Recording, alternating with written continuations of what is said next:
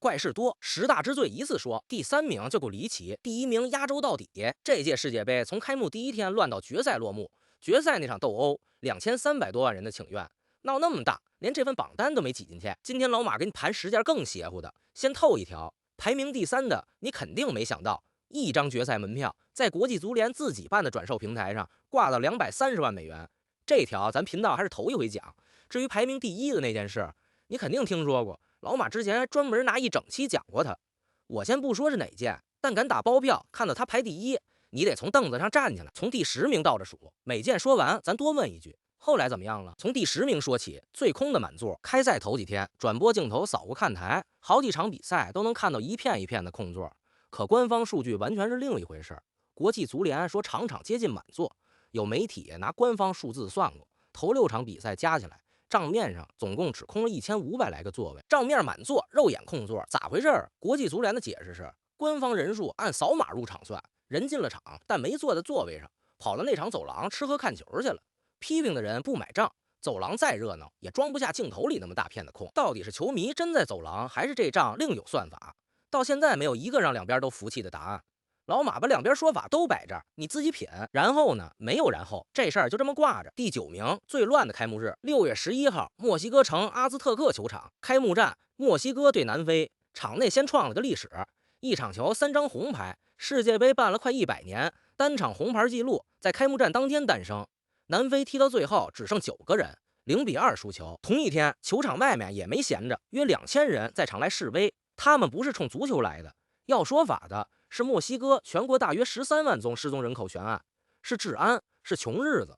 多家媒体记录的当地居民说法就一个意思，办世界杯那几十亿本该花在这些事上。据当地媒体报道，一名28岁女子被捕，随后获释，1天之内场内破纪录，场外2000人上街。这个开幕日配得上最乱。然后呢，红牌照罚，示威者的诉求没有下文。第8名，最热的争议，这届有条规矩，每个半场打到22分钟，一律停3分钟补水，不看天气，强制执行。这制度本身成了这届最大的场内争议之一。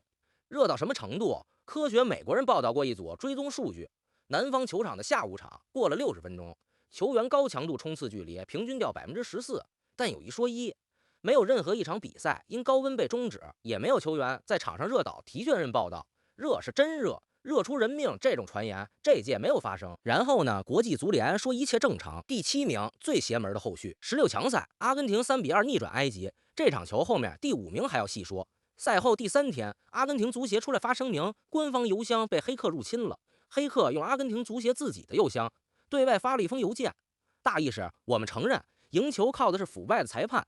足协赶紧澄清，邮件不是我们发的，账号被盗了。更邪门的是，据报道宣称对这事儿负责的黑客组织给自己起的代号就叫哈桑，埃及主帅的名字。看热闹的球迷都说，这哪是黑客，这是来替埃及出气的。然后呢，调查走程序，邮件当然做不得数，可腐败裁判这4个字就这么用阿根廷足协自己的邮箱发到了全世界。第6名，最离谱的越位，32强淘汰赛，葡萄牙2-1克罗地亚。克罗地亚补时有个扳平进球，先判有效，随后录像回看介入，吹了越位。越位简单说就是进攻球员不许提前溜到对方防线身后蹲着等球。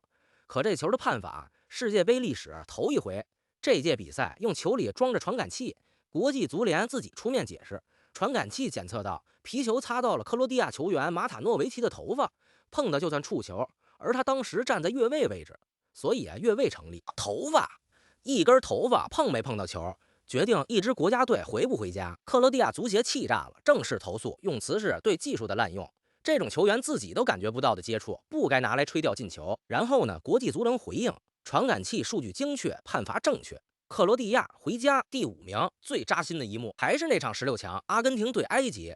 先交代背景，埃及那场踢得极好，一度2球领先，眼看要爆整届最大的冷门，最后3-2被逆转。中间一个进球被录像回看取消，这场球咱频道单独复盘过，判罚一条条掰扯过，这儿不重讲。真正让他进榜的是场边那一幕，埃及主帅哈桑，埃及足球的老名宿，在场边突然比出一个手势，双臂在胸前交叉打了个叉，这不是他情绪失控，这手势是国际足联自己明文规定的官方信号，意思是我要举报现场有种族歧视。据报道，这是世界杯赛场上头一回有人使用它。据埃及记者报道，哈桑是听到看台上有人冲埃及球员喊种族歧视口号，才比的这个手势。按国际足联自己的规矩，裁判见到这个手势就该启动那套反歧视处理程序。结果主裁没启动程序，反手给了哈桑一张黄牌，自家定的手势，自家的裁判不认，还倒罚一张牌，这就是争议所在。然后呢，埃及足协正式投诉，要求调查更换裁判组。国际足联裁判委员会主席科里纳他自己就是名哨出身，开发布会回应，原话没有人可以质疑裁判的诚信。投诉驳回，零改判。第4名，最大的数字89000，这数字是国际足联自己公布的。他们有一套社媒监测系统，光小组赛阶段就扫出89000条针对球员和裁判的网络辱骂，是上一届的13倍。其中100多条恶劣到够上法律门槛，材料正准备移交执法机构。场上卷成那样，评论区比球场还狠。然后呢，100多例进了法律程序，算半个下文。不过这13倍也是国际足联自己报的数，你信几分自己定。第3名就是开头说的那件最贵的一张票，230万美元。先铺个底，这届卖票世界杯历史头一回用动态定价，机票那个卖法，买的人越多，价越往上窜。从2025年10月到2026年4月，104场比赛，90多场涨过价，平均涨34%。申办时承诺票价从21美元起，实际开卖最低60。决赛最便宜一档4185美元，上届卡塔尔决赛最低600上下，前年欧洲杯决赛最低95欧元，正价就这样，转售直接上天。决赛开打前不到24小时，国际足联自家的官方转售平台上有决赛票挂了接近230万美元一张，更早还有一张面值3450的挂到14万多，41倍。230万美元什么概念？在美国买好几套房或者看一场球。有记者把这些数字摆到国际足联主席因凡蒂诺面前，他的原话：如果真有人花200万买了决赛门票，我亲自给他送一份热狗和一杯可乐，保证他有个愉快的体验。票价的质疑，他一句玩笑带过去。然后呢，这条的下文10件里最硬。2026年3月，2家欧洲球迷组织把国际足联告到欧盟委员会，指他垄断票务。5月27号，纽约、新泽西2个州的总检察长，州里管执法的最高官员，联合发了法律传票，专查大都会球场8场比赛的售票，里头就有决赛。新闻稿原话：球迷遭遇了一连串的混乱，人为制造的稀缺和高得离谱的价格。加州总检察长也跟着索要材料。新泽西州总检察长明说，世界杯结束了，调查照样继续。有报道指出，真被认定违反消费者保护法，国际足联可能得退钱。10件事里，这是唯一一件正儿八经有人在查的。第2名，最跟球没关系的了。先说一个人，索马里裁判阿尔坦刚拿下非洲年度最佳裁判，本来要来执法世界杯，握着有效签证，在美国入境时被拒之门外。据报道，一名美国政府官员曾在拿不出证据的情况下，说他跟恐怖组织疑似成员有关联。这不是孤立，底下做了一个大数字。人权观察拿官方数据算过一笔账，从2025年1月20号到2026年3月10号这14个月，在11个美国主办城市及周边，移民执法部门至少逮捕了16.7万人。还有一位记者马里奥·格瓦拉在主办城市亚特兰大穿着记者背心直播抗议时被捕，3项轻罪全因证据不足撤销，人却没放出来，转进移民羁押，最后被驱逐出境。然后呢，有掰回来的。洛杉矶球场2000名餐饮工人96%投票授权罢工，最后合同里写进一条，移民执法威胁工人安全时，工人有权罢工。发布会只许说英语的规矩也被记者们抗议改了回来，也有没掰回来的。格瓦拉还是被驱逐了。美国国会3份相关保护提案，1份没过。第1名，懂得这会儿已经拍腿了，对，就是那通电话。这事儿老马之前专门拿一整期讲过，今天站在整届打完的位置，把他的来龙去脉和后来的账补全。7月1号，淘汰赛第1轮，美国对波黑，美国前锋巴洛贡踩了对方球员脚踝，回看之后直红罚下，按规矩自动停赛1场。16强对比历时，他上不了。7月5号，据多家媒体报道，美国总统特朗普给国际足联主席因凡蒂诺打了电话，要求复核这张红牌。有报道说前后打了最多3通。16强开打前，国际足联援引自家纪律条例第27条，宣布暂缓执行这场禁赛，外加1年查看期。说精确点，红牌没被撤销，被按下暂停键的是停赛。纪律委员会同时罚了美国足协4万美元。注意，罚的是足协这个机构，不是巴洛贡本人。效果就是巴洛贡上场了，几乎打满全场，美国照样1比4输给比利时，回家了。特朗普发帖感谢国际足联做了正确的事，纠正了一个巨大的不公。因凡蒂诺说，国际足联的纪律机构是独立的，独立不独立啊？英国《泰晤士报》后来挖出来，这个决定是纪律委员会主席一个人拍的板，另外17名委员一个都没被问过。翻遍此前100多起公开案件，从没有过主席一人拍板的先例。国际足联的回应：特殊情况下，主席可以单独决定。然后整个欧洲足球都炸了。欧洲足联管整个欧洲足球的机构发官方声明：国际足联越过了一条红线，这个决定史无前例，无法理解，无法辩解。主席切费林直接拒绝出席世界杯决赛，比利时足协上诉被裁定不予受理。主帅加西亚说这像愚人节玩笑。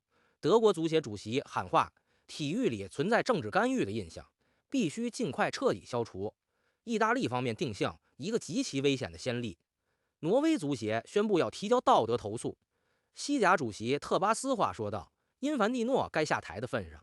前国际足联主席布拉特一句话挑明，红牌不是靠政治电话推翻的。足球绝不能变成政治权力的游乐场。然后呢，结果一个没变，上诉驳回，人照样上场，球照样输，但记录全留下了。声明白纸黑字，缺席决赛是公开事实，道德投诉进了程序。泰晤士报那篇调查谁都查得到。赛后还添了一张，有报道说特朗普支持因凡蒂诺去竞选下一任联合国秘书长。这条点到为止，第一名凭什么是他？10件事里只有这一件动的是规则本身。10件盘完收个账，有人在查的门票，2个州的总检察长赛后接着查，半个下文的。那通电话结果没变，记录全留下。89000条辱骂，100多例进了法律程序。移民执法那条线公认拿到了罢工权。烂尾的头发越位和哈桑的手势。这届一共3个国家的足协正式投诉裁判。阿尔及利亚也为梅西退分他们协登动作告过一状，零改判。高温草皮，国际足联说一切正常，空座之谜挂着没人接，这不是一份好看的成绩单。可你发现没有，这份榜单本身是怎么来的？门票那笔账是2个州的总检察长发传票要来的，89000条辱骂是国际足联自己公布的。越过红线那句狠话是欧洲足联的官方声明，白纸黑字。埃及和克罗地亚的投诉有编号有回应，连一个人拍板，这种最难看的内幕都是记者挖出来登在报纸上。可换个地方办，这面镜子举不举得起来，本身就是个问题。上一届卡塔尔最大的争议数字是6500，这个数字不是卡塔尔公布的，是英国卫报拿着印度、尼泊尔、孟加拉等5个国家政府和使馆的记录，一个国家一个国家加出来的，口径也得说清楚。他统计的是这5国的人10年里死在卡塔尔的总数。所有死因，所有行业，不是死在球场工地上的人数。卡塔尔官方给的是另一套小得多的数字，为啥争不出结果？近70%死亡被归为自然原因，通常不做尸检，不查就永远没有答案。那你去问的人呢？一个在卡塔尔当保安，用笔名写外来工人处境的肯尼亚人被国家安全人员带走，单独关了大约1个月。2名去拍工人营地的挪威记者被扣了30多个小时，素材被删。60个上街讨薪的工人被拘留，一部分被遣送出境。再上一届俄罗斯抗议这件事本身被一纸总统令管了起来。41座城市与赛事无关的集会必须经过批准。决赛冲进场抗议的4个人拘留15天，3年不许进体育场。刑满走出拘留所那一刻，人又被带上了警车。这不是说这届办得好，这整期节目就是在讲它有多乱。但世界杯就是一面镜子。他办在哪儿，就照出哪个社会的毛病和他处理毛病的方式。这届照出来的东西不好看，但至少镜子还举着。有的东道主是连镜子都不让你举起来的。最后留个问题，这10件事里，你觉得最该被追究的是哪件 ？A. 门票，21美元的承诺，230万美元的挂价。B. 那通电话，国家元首打给国际足联主席，红牌禁赛就没了。C. 判罚。3家足协正式投诉，零改判。评论区告诉老马你选哪？我是第一次看球的老马，咱们下一场见。